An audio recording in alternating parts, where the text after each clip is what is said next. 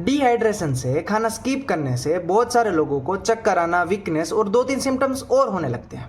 तो ये शुगर लो के कारण हो रहा है या तो बीपी लो के कारण, ये कन्फ्यूज़न बहुत सारे लोगों में रहता है।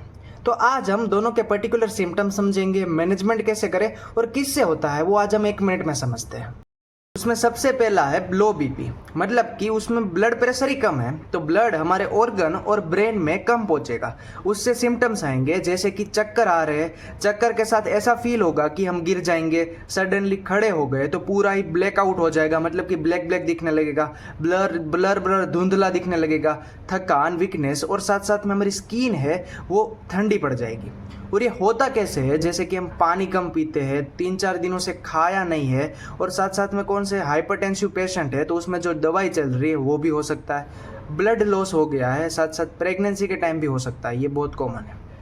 उसमें करना क्या है कि जिसको हो रहा है पेशेंट को लेटा देना है और जो उसके पैर है वो ज़मीन से थोड़े ऊपर और बॉडी से थोड़े ऊपर रख देना है और साथ साथ को उसको सडन खड़ा होने से मना कर देना है। दूसरा है जो लो हाइपोग्लाइसीमिया, उसमें क्या होगा कि ब्लड में एक ग्लूकोज की रेंज होती है, वो ग्लूकोज की रेंज से कम होता है ग्लूकोज, तो ब्रेन को ग्लूकोज चाहिए लेकिन ग्लूकोज तो कम है तो ब्रेन भूख लगाएगा। तो सबसे पहला सिम्टम्स है बहुत भूख लगेगी ज़्यादा।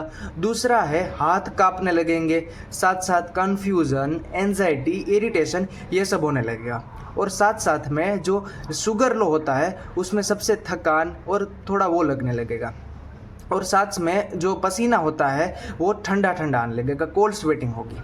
ये किस में होता है तो सबसे पहला है डायबिटीज़ जो पेशेंट होती है उसमें जो ड्रग चल रही है उसके ओवरडोज में हो सकता है। दूसरा है जो अल्कोहल पी के पड़े रहते हैं उसमें भी हो सकता है। साथ साथ में खाना स्किप करना, एक्सरसाइज ज़्यादा हो जाती है लेकिन खाते नहीं है उस टाइम भी हो सकता है। उसमें करना क्या है कि उसको ग्लूकोज मतलब कि शुगर वाला दे देना है, ग्लूकोज का पानी, चॉकलेट, टॉफ़ी या तो जूस दे देना है। और जो इमरजेंसी है तो उसको सीजर या तो ऐसा कुछ आ रहा है तो उसको इमरजेंसी हेल्प देनी है। Thank you.